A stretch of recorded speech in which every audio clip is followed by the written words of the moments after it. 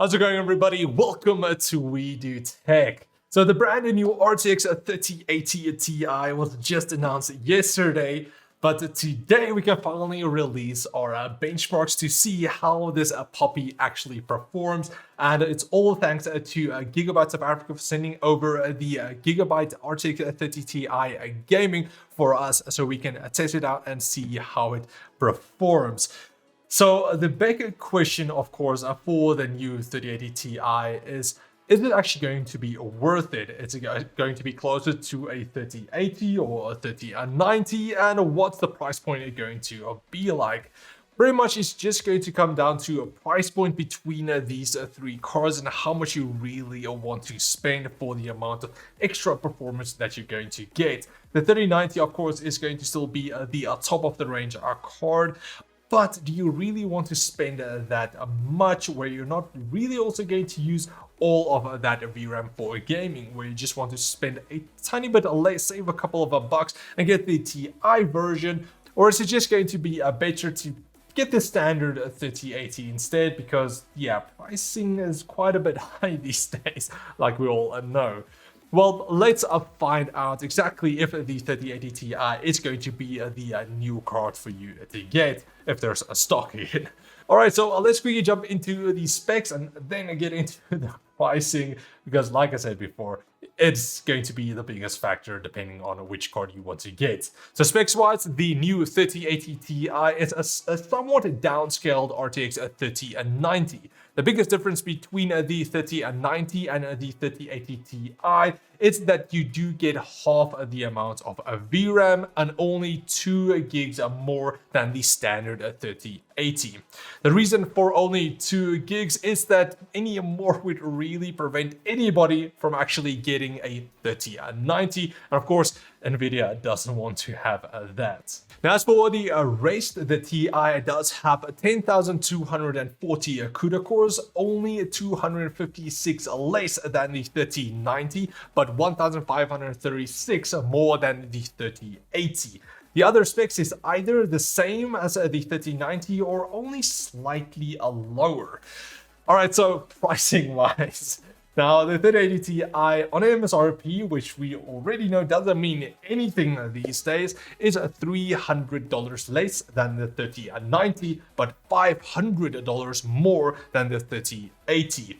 That is quite a boost in price, as the 3080's original MSRP was only $700, and the performance difference between the 3080 and the 3090 for gaming wasn't really worth the over 100% in a price difference. So instead of paying the 110% more MSRP wise for the 3090, now you just need to pay a wobbling 70% more for 3090 like a performance, which doesn't really sound like that great of a deal to me on paper. So we're going to have to see actually what the benchmark shows between all of the cards. But where the real difference might come into play, and possibly not even, is that the 3080 Ti and the later the 3070 Ti will actually limit mining on the hardware side instead of the software side, like we of course saw with the 3060, which wasn't a mining card apparently. But anyway, which just means that miners who will be buying this card for mining will be really stupid or really desperate to get just cards. So it's at least a win for gamers who has a ton of money to spend. So it's still not a win for the average gamer. But anyway, even though miners won't be buying these cards, it still doesn't mean that you're actually able to get this card in your hands or even buy it somewhere close to the MSRP price point. The reason for this is, of course, just the worldwide chip shortage. It's not the miners' fault, it's not Nvidia's fault, it's just all around a shortage where everything is just buggered up currently, which it will get better later, but we don't really know exactly when, because the chips is the part that's actually below in stock. So yeah, we're just going to have to continue to struggle to get cards, which is a bummer, but for people who have a lot of money, they'll be able to get a card at least. But now anyway, let's move on toward the design. And well, if you look at it, it doesn't really look any different than some of the other 3080 gaming Gigabyte cards that we have taken a look at before. You still get the same sharp-edged gunmetal gray and silver design, which actually grows on me a bit more than I've actually seen it again. I previously didn't like it that much, but it does look actually pretty decent to me now. Now, you still also get the same backplate here on the back, the full metal silver backplate that does have the cutout here at the back side for the air to pass through. You unfortunately do still get the power cables, which is visible on the back side for the dual 8-pin power connectors. Now, you still get your OC and a silent switch here on this side if you want to get more silent mode or if you want to get performance. So you do have that as well. Now, as for your I/O, you do have 3 DisplayPort versions 1.4As and then 2 HDMI 2.1 ports, which can finally support 8K at 60 FPS and 4K at 120 FPS. Now, as for power draw when running our benchmarks, I did see that with a slight overclock, it was drawing a max of 369 watts. Now, of course, that would recommend something like a 750, almost 800 watt power supply just to be safe, and because it possibly can go a bit more than that, depending on what applications you use. But for gaming, 370 watts was the max that we actually saw.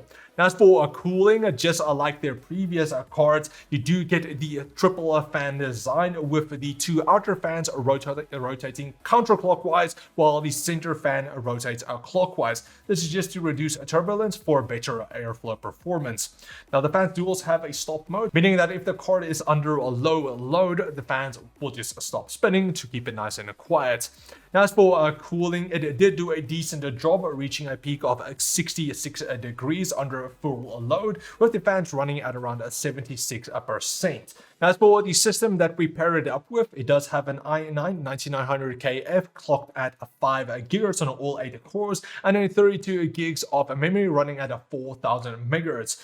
Also, the drivers that were used was a pre-release drivers, so performance might be a bit better later on in the future once the drivers are just fully up to date. So we usually see this quite a bit of an issue with pre-released press drivers.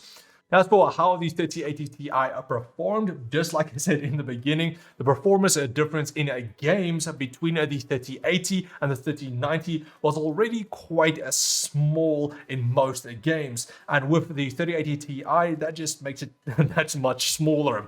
I did find that some games, the 3080 Ti actually did a tiny bit worse than the 3080, even after multiple runs. Now, I'll just talk that up to possibly early driver issues, because of course that shouldn't be a problem, but you can just throw the card right into the middle between the 3080 and the 3090.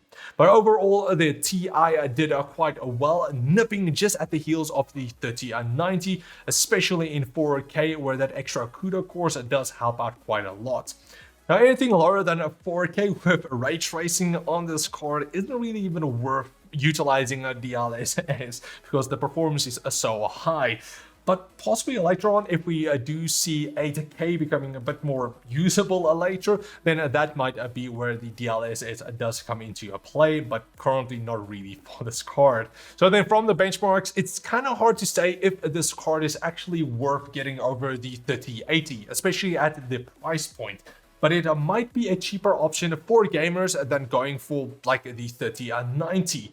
The only reason to really go for the 3090 is if you will be utilizing all of that VRAM, which 99% of gamers won't, but content creators who are using like Unreal Engine or other 3D modeling applications, that actually might still be the way to go rather than the 3080 Ti or the 3080, because it's still half the amount of VRAM. So it's again going to depend up to your use case. Are you only a gamer? Then the 3080 Ti might actually be the option for you if you want to have a 3090-like performance. But overall, the 3080 is still so powerful a card, and it's also going to be that much cheaper compared to the 3080 Ti and then also the 3090. So it's still rather say possibly you go for the 3080. But if you want to go kind of full out and get top of the range of performance without needing to pay for the 3090, then of course the Ti version is going to be your best bet, depending if you can cough up all of that dough, because again, it's going to be quite a bit expensive. Also, it's not going to be used for mining, so stock shouldn't be that big of an issue if the chip shortage does get better in that time. So we will see. But anyway, that's pretty much it for my look at the Gigabyte Gaming RTX 3080 Ti. A nice card if you want to go for top of the range performance. So a big thanks to Gigabyte South Africa for sending in the card over for review. If you guys want to get it for yourself, I will leave links in the video description of once it's actually available. It's not currently yet, so that will be down there. And if you guys enjoyed this video, please like, share, comment like always, and I'll take all of you next time. Cheers, guys.